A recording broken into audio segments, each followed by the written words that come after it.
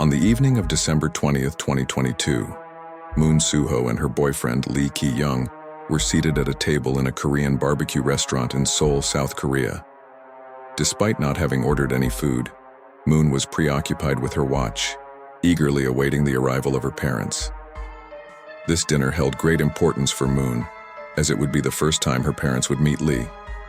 To her delight, Lee had arranged a reservation for 4, making the occasion even more special. Lee invited Moon's parents to meet them for the first time at the dinner. Moon was confident that her parents would be impressed by Lee's remarkable qualities. Not only was he handsome and highly educated, but he also had fascinating stories from his military days as an Army veteran. Despite coming from a prosperous and influential family, Lee remained humble and kind, and showed a deep love for animals. He was truly the ideal partner any parent would be delighted to see their daughter with. After a short wait, Moon spotted her parents entering the restaurant. She excitedly stood up, welcoming them and guiding them to the table.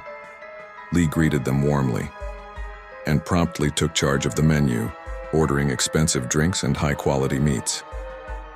As the evening progressed, Lee engaged in conversation with Moon's father, sharing stories of his military experience, while also showing Moon's mother adorable photos of his pets.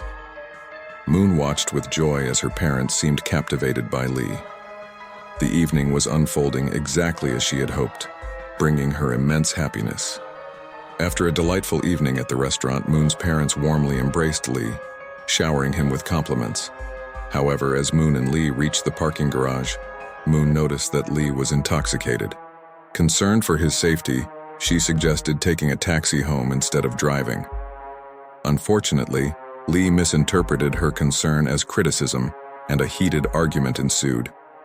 Lee abruptly ended their relationship and hailed a taxi alone.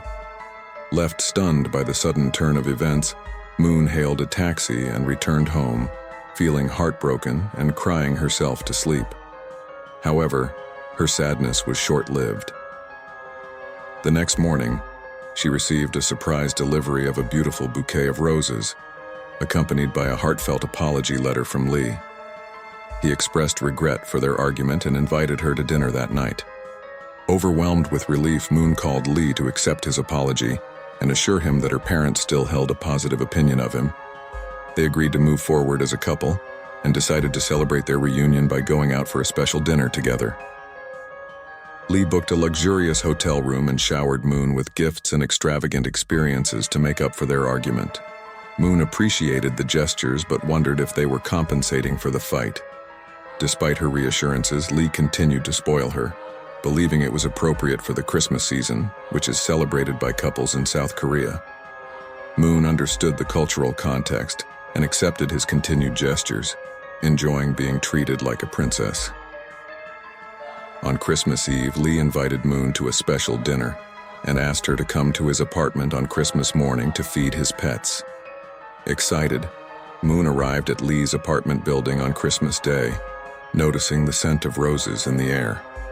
As she stood in front of his door, she called out for Lee but received no response. Despite knocking and using her key to enter, Moon was met with confusion instead of the anticipated surprise. Lee was nowhere to be found, but the apartment was filled with wilted roses, giving off an eerie vibe.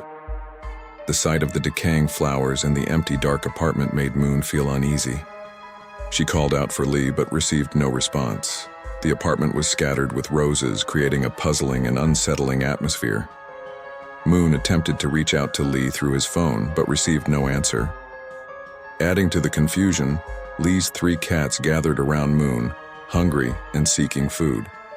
The situation became even more perplexing for Moon as she tried to make sense of the strange scene before her. As Moon tried to make sense of the mysterious flower situation, she realized the cats' bowls were empty, leaving them hungry. However, Lee had not informed her where the cat food was kept. Frustrated, she searched the kitchen cabinets but couldn't find it.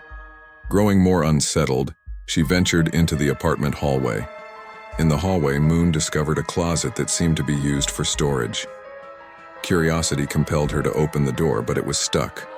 Determined, she pulled with all her strength, finally revealing the contents inside. What she saw left her frozen in fear and shock, and she let out a scream of terror. It was later revealed that much of what Moon believed about Lee was incorrect. After their argument in the parking garage, Lee had made it seem like he was leaving to hail a cab and go home alone. However, once Moon had left, Lee returned to his car and started driving. Lee had a collision with a taxi driver due to his history of drinking and driving. He wanted to settle the damages privately, but the taxi driver insisted on immediate cash payment. Lee went to his apartment with Moon to pay the taxi driver, but they argued about the money owed for damages. Lee got angry and killed the taxi driver, hiding the body in the cleaning closet. Moon found the body later. Afterward, Lee stole the taxi driver's credit cards and phone. He used the cards to pay for fancy dinners and gifts for Moon. He also pretended to be the taxi driver, messaging his family. Lee filled his apartment with roses to cover the smell of the body. However, the murder and Lee's history of drunk driving were not his only dark secrets. Despite Lee's claims, he didn't come from a wealthy family or own impressive buildings in South Korea. He actually came from a humble background and depended on borrowing money from family and friends, pretending to be affluent. When the South Korean police investigated the taxi driver's murder, they found out that the apartment where it happened wasn't Lee's. It belonged to his ex-girlfriend, who was a bartender in her 50s. Also, the pets Lee often talked about, including his 3 cats and a dog, were not his. They belonged to his ex-girlfriend too.